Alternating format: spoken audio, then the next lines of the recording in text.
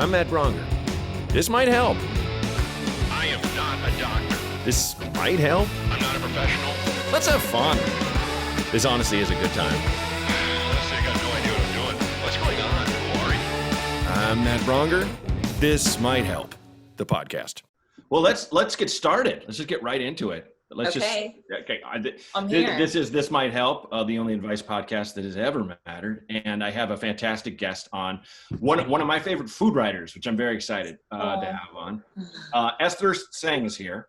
Hi. How are you, Esther?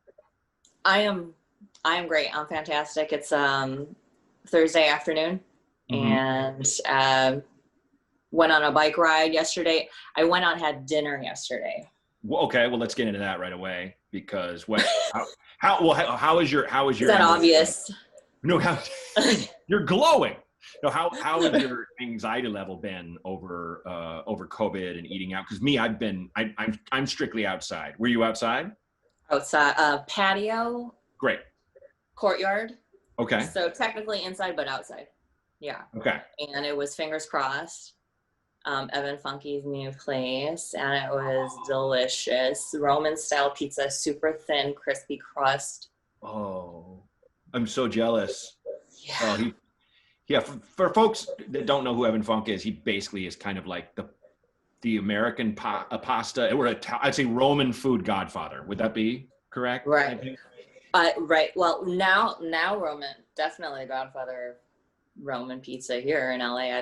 I've never had it before, I realized, which we have great pizza here now in the past maybe 4 years, but Roman, that's a new one. Yeah. What makes it a Roman pizza? You know, this is literally my only example. So I'm just going to say crispy. Great. You know, delicious. Sure. Sure. So, yeah. And then just, one of the toppings was a porchetta thinly sliced. Oh my God. That was the special. That was off menu. Good But Lord. now you know. Do they know? Because I've been on a kind of a food writer tear, 3 episodes, but only ones that I know and respect and like. It's not, you're very special. Thank you. We had Liz Crane on from my hometown of Portland recently, and then we had Lee Elliott from Eater. I know that guy. So it's been cool getting kind of this other angle on things. You've written for LA Times, Vice, like give me a couple more things. Yes. Food and Wine. Food and Wine. Eater, along with Farley, but way less often. Mm-hmm. And where else? Shoot. I just filed some Shondaland a lot. Oh, right on. Yeah. So Shonda Rhimes' empire has extended into, they started a food vertical recently. And lots of new stories coming out for different people. So it's been really great. I'm a freelance, so I'm nobody's child, and so it's been good. Yeah, same here. My business and career has collapsed, but at the same thing, I'm totally freelance. No, my career has collapsed. That's very strong. But just, you can't really do stand-up. Serious. And I always say, comedy outdoors is like sex outdoors. It's just gross. Right. So it's just this thing where I'll do it. It's fun. I'll do Zoom shows and things because it's like you got to keep those muscles kind of strong. But it's just it's like lifting weights with like your arms when you were a kid. It's just you have to. It's just like, oh, this is not. Wow. But at the same time, if you take all the pressure off yourself and don't even and just kind of have fun with it, then it's okay. Yeah. But you got to go in not having optimism. You're just like, yeah, this is going to suck. But I think so tough. The worlds of comedy and food are so interlaced to me because, but not directly. Obviously, comedy clubs are not famous for having good food, and I don't want to go eat if I'm going to go see stand-up. I love comedy. Oh, right on, cool. But it brings people together in a massive cross section. Both things, you know what I mean? Like absolutely. And it's a reason to gather. Absolutely. Did you get into not to be like, how'd you get started? But how'd you get started? I'm a food blogger. I started off as a food blogger, probably like the influencer of yesteryear. And nice.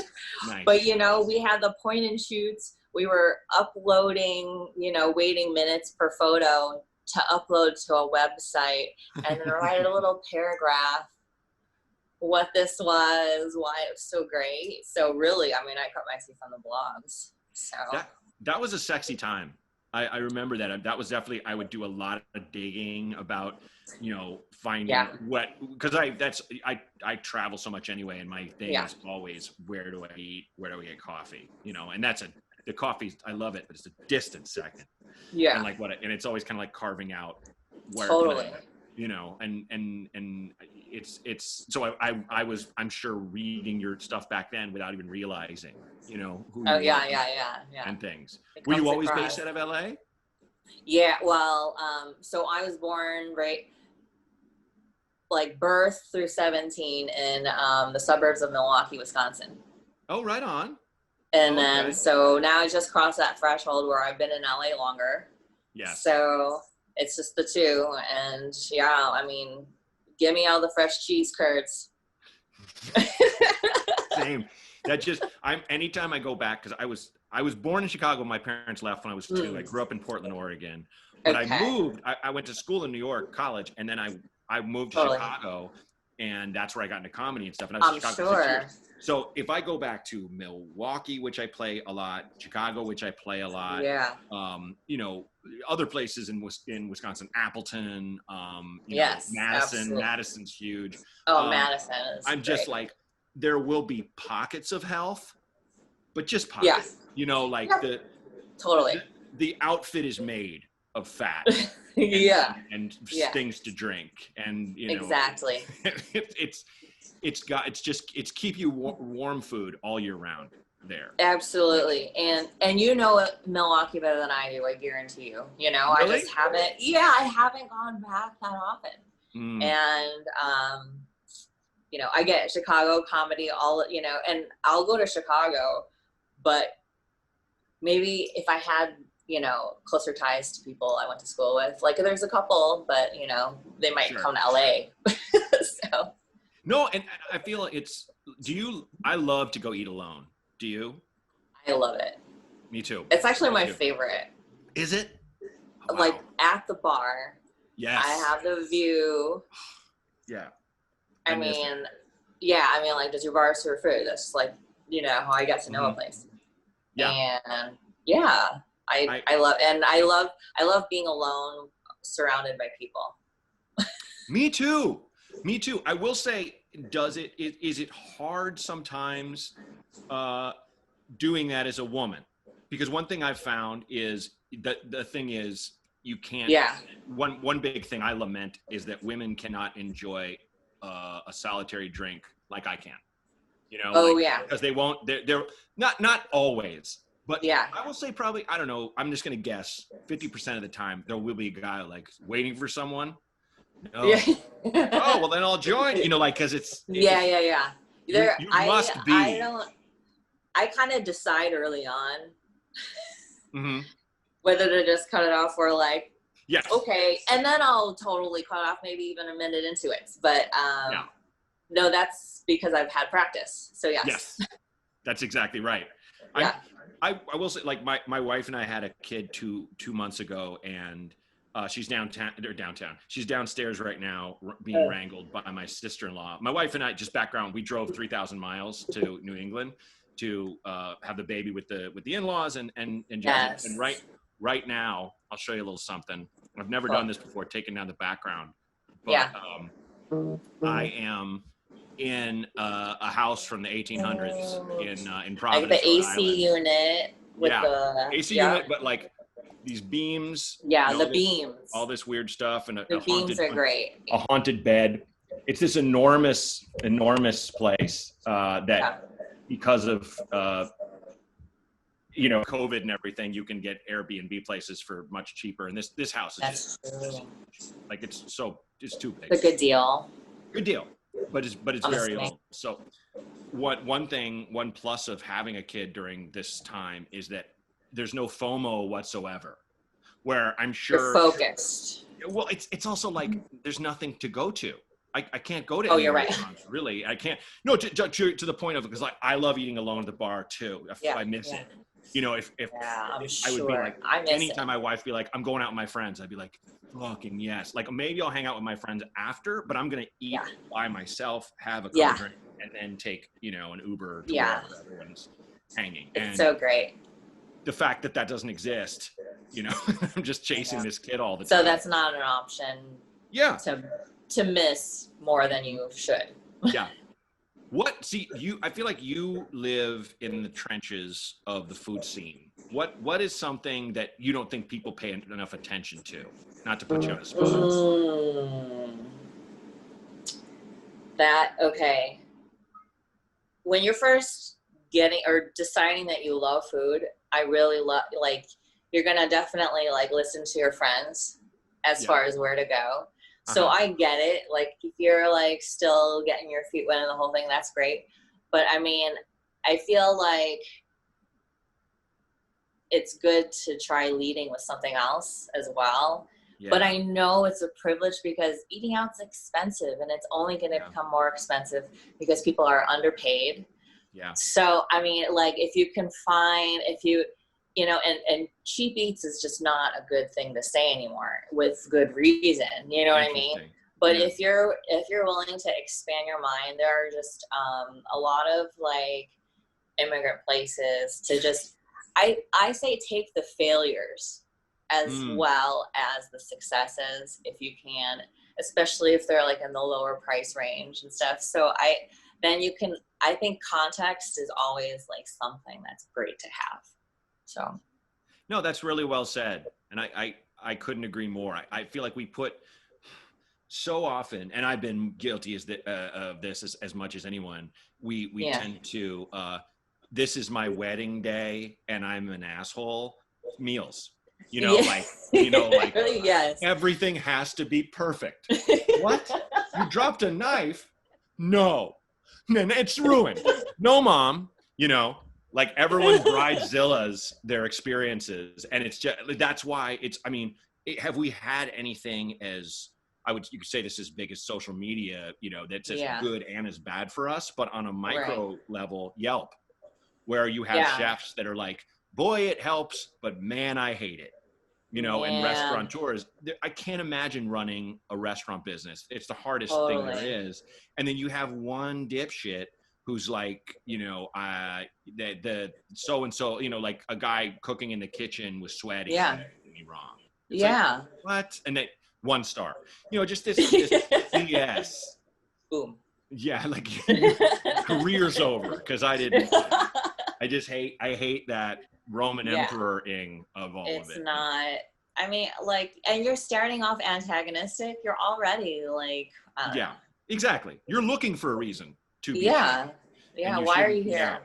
Yeah. I've had so many great experiences in restaurants. I've just given a shot, you know, like a sushi place that just looks nice. And I see locals going, and like, I get a big beer, and you try the thing you do in Japan where you're like, hey, do you want some? And the guy has a cup and you pour him some and you're like, this is awesome.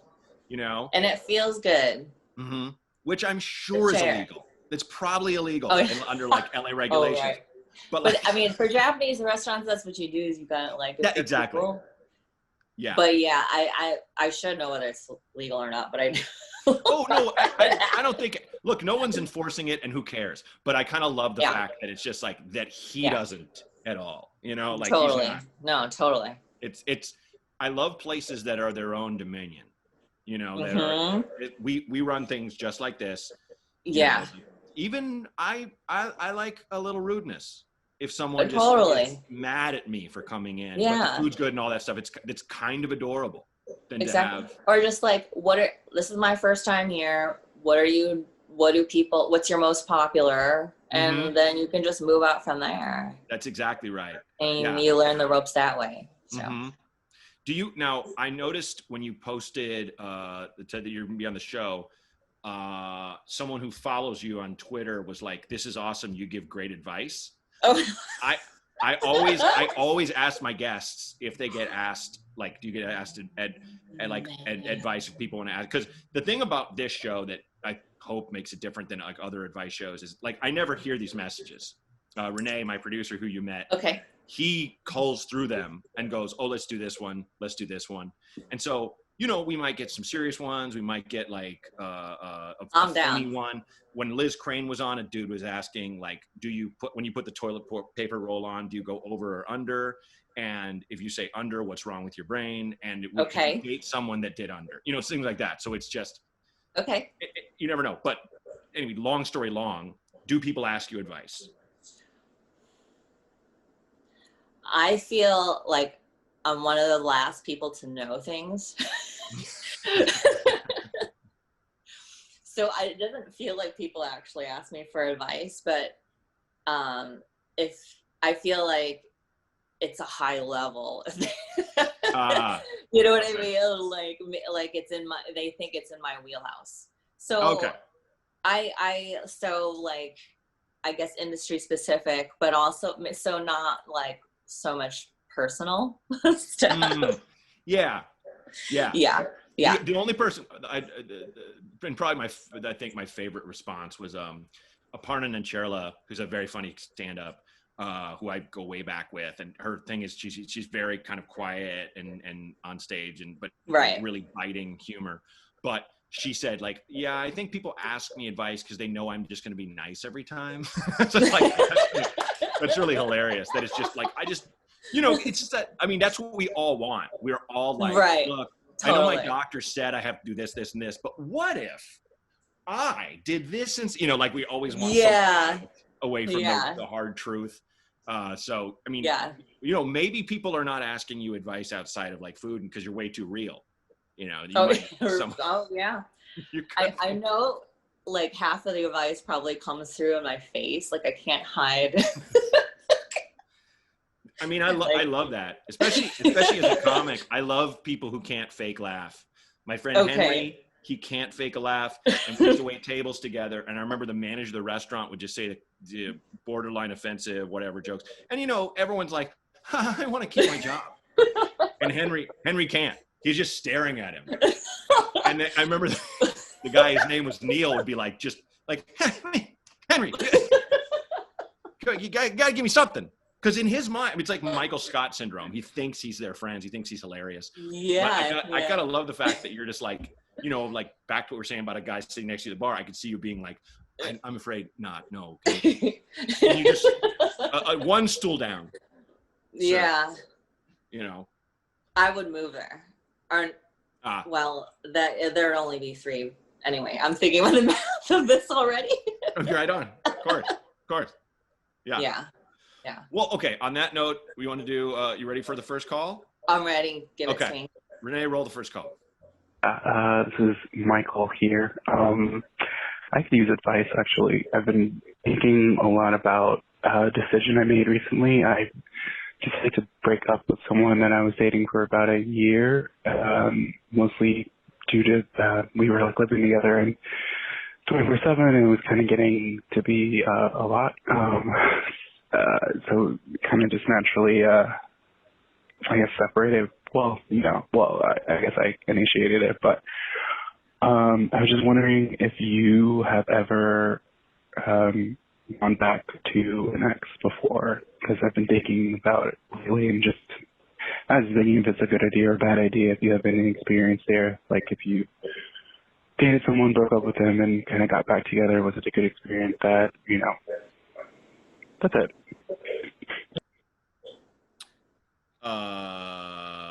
Okay. You want first crack? I have never gotten back together with an ex before. Wow. Was there a part of you that was like, ooh, I really want to, but I shouldn't? Oh, all the time. Right. Dumb question. Every time. No. No, on my part. Oh, yeah. I mean, how about you? Like you? Yeah, I mean, I got back together. How do you not? My ex when I was in Chicago, and it was immediately a mistake. And it was like I was still in love with her. She wasn't. She had long. She kind of faded from me, but I knew.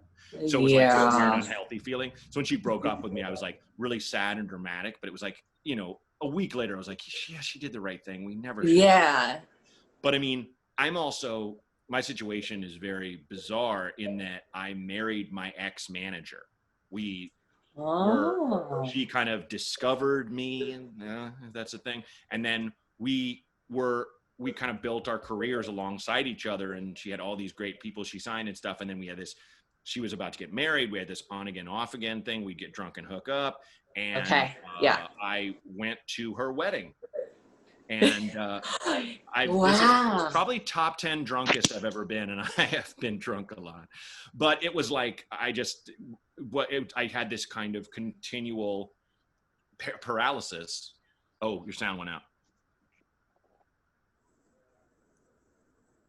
Can you hear me? Oh, now I can hear you. Okay, there we go. So Renee will fix that. Okay. So I had this on again, off again thing with her, and we made it official.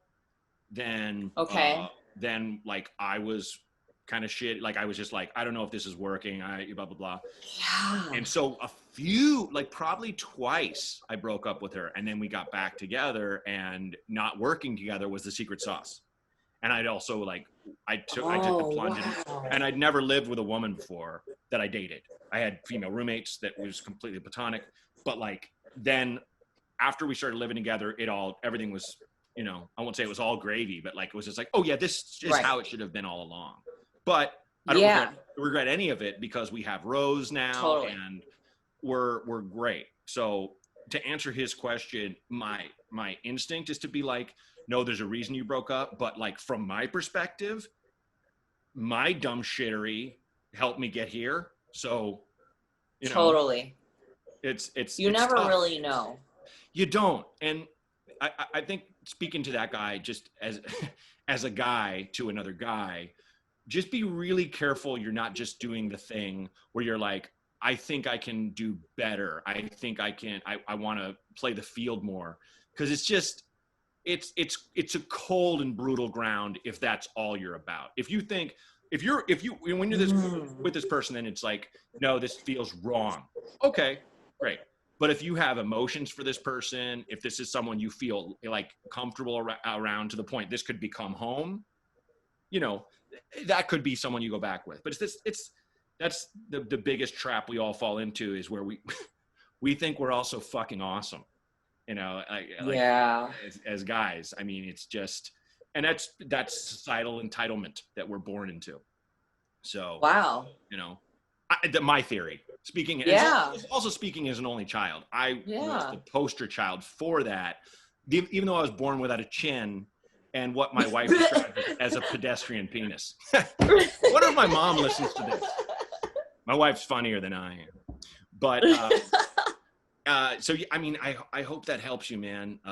What would, I guess his question was just whether we have or not, and you and I are literally the yin and the yang of this situation. Yeah. So, but I can sympathize and empathize with. I mean, it's the worst. When it starts settling in and you just don't know, so it's hard to see the forest from the trees. Yeah. And you never know, because you never know until it's amount of time later. And exactly right. Hindsight. It's so hard to say, if you should, because it's just, if you've broken up, generally speaking, there's probably a good reason, Yeah, so, generally, totally. I guess if you want to get back together with this person, just be sure that's what your thing is. And I know it's hard to be sure, but just make sure you're not going, I really want comfort right now. Yeah. Because you certainly will be that person who'll get back with her, and then a month later be like, what are we doing? And then she gets to stab you. She gets to legally stab you then. Right. So just FYI. But hope that helps. Okay. Roll the next one, Renee. My country's gone to hell, and my question is, do I attempt to cross the Canadian border in the eastern part of the border, near the Maritimes, or in the western part? Thank you. Bye. Oh my goodness. Wow. How many places? Go ahead. How many places have you crossed that border? The Canadian border? Let's see. Driving? I feel like driving, yeah. Okay, driving, I've gone across like into British Columbia to Vancouver, the most, because I grew up in Portland. But my wife and I drove right to there. Montreal from Boston once. Yeah. So that I've only driven twice. I've flown a ton Totally. of times. Oh yeah, you're But, traveling. but boy, it's funny. I've often thought of that, like how easy or hard it would be to sneak into Canada through like farmland areas, you know? Right. And I wonder if people are going to do that. I hate to say it, if you know who wins, but I will say I'm so happy that this call is not. I'm thinking about getting Canadian citizenship because the hubris of Americans, we all think it's so easy, and it's really hard. Is it? Yeah, it's hard to become the citizen of any other country, or any country, generally speaking. Yeah. We just think totally. Canada is like our best friend from college, who we think is still best friends with us, who we can just move in with anytime we want and sleep on their couch. And they're going to be like, no, man, I have a wife and kids, and you've been drinking, America. There's already a wall. You know, They've already. they built a wall. They built a non-assuming. I checked. Of somehow a friendly wall. It's impenetrable, but it's not obtrusive. You're like, that is a really nice wall. Can I come over? And they're like, sorry. Sorry. Sorry. Sorry. But I don't know, where would you tell this American fleer to go? I feel like the most low key one that I've driven through is the one north of the east part of Washington. So Spokane, north of Spokane. Oh yes, that is very low key. I've never driven across the Really border low key. there. I used to have a T-shirt that said "Keep Spokane kind of gross." Because the weird wasn't cutting it. Spokane, but people definitely live in Spokane either because it just makes the most sense for their jobs, or they're just like, this is awesome. Everything's kind of run down. Wow, yeah. You know? Yeah. It's a quaint town. Mm-hmm. Yeah. It doesn't get a lot of shine or shine. No. But yeah. No. It's cold in the winter. That's a good answer though. I think it's amazing, like, caller, that Esther like pinpointed where you should go. I fly into Spokane and I go on a yearly snowboarding trip in that part of British Columbia. Oh, very cool. That's the only reason why I know. It was a very lucky question. That's that's the great thing about this show is like people come on and they just reveal things. They're like, oh, I got this one because I studied to be an archaeologist before I became an actor. We're like, really? Wow. But it's natural progression. Do you get people, because I feel like I bug Farley a lot, where I'm just like, hey, where's a good place? Do you get a lot of those texts? And I do. To the point where, do you have certain friends who, like, I have a friend who I love so much, but I rarely text him first because he'll hit me back like 7 different texts just talking about his life. You know, he's a comedian, so yeah, totally. I get it. That's what we kind of do. But they'll just be like, you know, this blah blah blah sucks, feeling like a blah blah blah, and I'm like, I didn't. All I asked was, did I leave my hat at your house, man? You know, whatever. So there's do you logistics. Do you have like a friend? Do you have like someone who you're just like, ugh, you know? It isn't one person. Ah, nice. Okay. And I feel like I might give out like this not so friendly vibe, even amongst friends. Cool. I mean, because I did have an experience where I was waxing on about like a recommendation with a pretty close friend that I had been like spending time with. And we went through maybe 8 suggestions, but to return to the first one I suggested, because the guy she was going on a first date with suggested that. Oh. I was like, yep.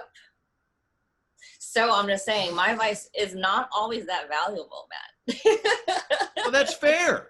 That's You fair, know? and you're honest about. I mean, it would be weird if I had someone on the show who's like, "I really am good. I know what I'm talking about." You know, like, it's very funny. Like my friend who works here in Rhode Island as a teacher, he works with a lot of different kids who are like, "I don't know what I'm gonna do with my life." And this girl was like, she's like 16, and she's like, "I'm thinking about starting a podcast." And he's like, "Okay, have you looked at this?" Like, you would talk about production, talked about sound quality and all this stuff. And she's like, "Oh," like kind of, he's like, "No, don't get discouraged. Let's just talk about what it would be." And she's like, "I don't know, maybe I could give advice." And he was like, "About what?" Like, you're 16. And I was like, "I don't know, man. I kind of like that idea." Like, I want to have her on my show where she's like 16 and, you know, just be most of her, she'd either be like super nice or just super mean. And either way, I'd be like, that's awesome. true. I'd be like, awesome. Because when you're a teenager, you think you just know everything. Like, You do. Everyone's stupid. Every adult has failed, besides one or two that you really look up to. Everyone else is kind of compromised, and, you know, yeah, but you didn't. Oh, great. You know, so and that you're the best driver in the world. Without a doubt, best driver. It can drive on intoxicants very well. Just, no, you can't, Jennifer. No. I'm not saying every teenager makes that mistake, but a Not lot every. of them do. A lot of them. I think it's probably better now with Uber and stuff, but like, I remember, thank God, but I remember in high school, we're like being at parties and, "You drove here?" "Oh, I'm fine." Like, you're not. No. Yeah. No, let's forget about that. It looked like you had a memory. Like, oh, I started sweating. Oh, I'm alive. You're right. Okay, so are you ready for our third and final call? Yes. Okay. All right, let's take it.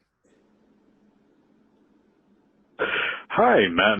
My name is Perry. I am fairly young, and I'm looking to get into the voice acting gig in sort of media in general, but also looking to break into stand-up comedy. I'm looking to do these two things at the same time while holding down like a retail job, because I understand that it's not a, you know, complete career. But anyway, the question I wanted to ask was, what is your experience with people acceptance throughout the country, the United States, and in like specifically when it comes to people deviating from the gender binary, and or, you know, trans people or non-binary people in general, and their acceptance within like the community, and like, you know, like what to look out for, and like, you know, if you genuinely think I would be safer not disclosing my gender, you know, preferences in general, because I go by they, them among my friends, and I don't I don't know what to expect, really. I mean, I know in regular life it's tough explaining who I am, you know, even to people that, you know, respect me. It's tough for a lot of people to grasp. But I just wanted to hear what your experiences were with, you know, people not conforming to those sort of norms. And yeah, thank you very much. Love you guys both. Bye. Thank you, Perry. Thank you. Look, it's not going to be easy, I'll be very honest with you, but I think you hate to use the term, it's so overdone, but you got to speak your truth. And it's one of the biggest things about comedy, if not the biggest, is your point of view. And you are a non-binary person. I will say the visibility is an all-time high, and it's not going to end. There's a lot of pushback right now, but I think that's only going to be fuel for the fire, because let's just say these kids nowadays, and by the way, you have a very deep voice for a young person. Impressive. But I think it's you know, I think it's the fire of the youth is gonna win out over the old non-understanders, and most of us don't understand it. You know, if I'm honest, I don't specifically understand it because I don't relate to it, but I also don't understand what it's like to be a woman. I don't understand what it's like to be an 80-year-old. You know, I'll know one of those, knock on wood, hopefully someday, but like, that's okay. I don't have to understand it to accept it. One of my managers is non-binary trans, and their name is Biz, if you can believe it, in the fucking show business. But that is their name, and I've learned a lot from them. I have Arlo, who was recently on the show, who I've always known as Caitlin, who came out as who was lesbian and came out as non-binary because that's how they've always felt.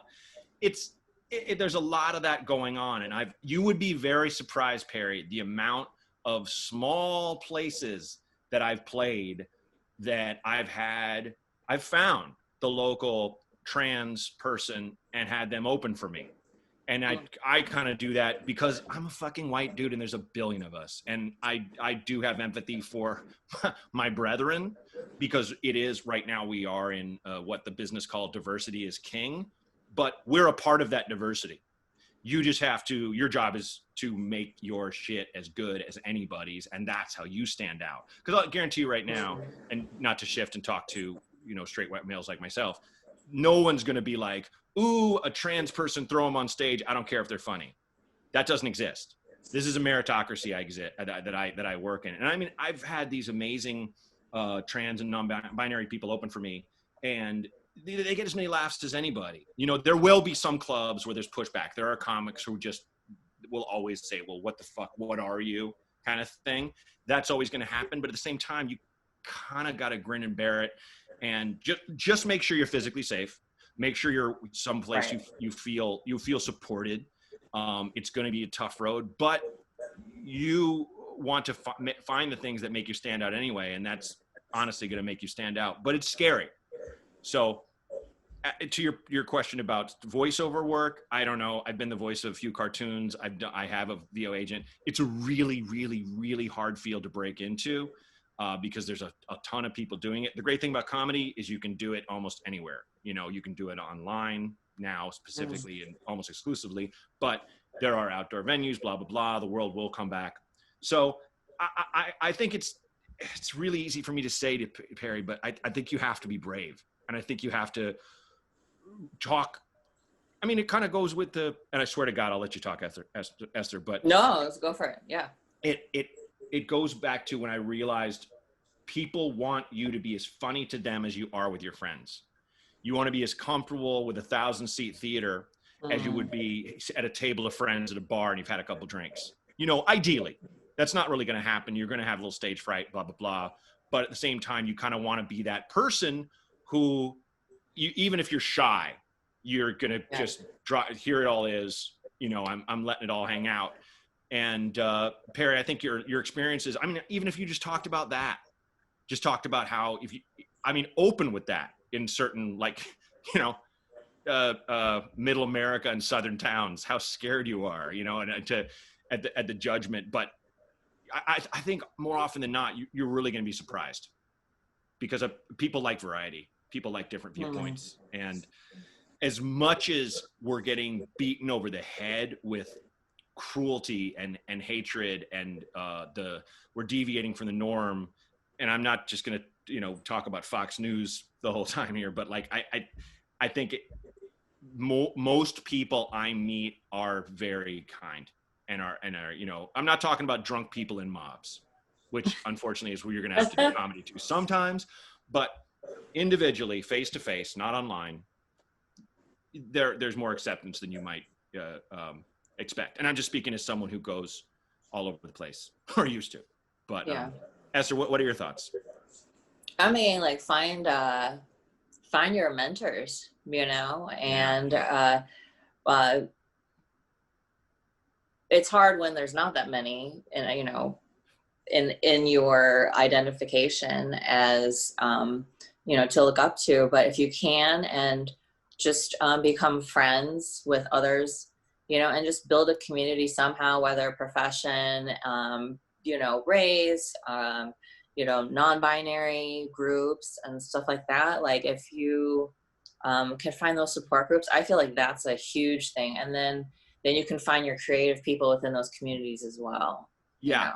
And I mean, off the top of my head, Perry, I would, I don't think they would mind. DM Arlo Warehouser, DM Rosie Tran, one of my favorite comedians who I first saw clips of when she identified as a guy, and is like Rosie plays rough rooms, and couldn't give a shit, and does roast battle, which is one of the hardest things you'll ever do, where you're basically, it's you against another comedian roasting each other, and there's one winner. And Rosie's won a lot. And so there's all, you will, I think to your point, Esther, like Perry, you'll find your heroes. And totally. You know, I don't talk about it that often, but like Esther is one hero.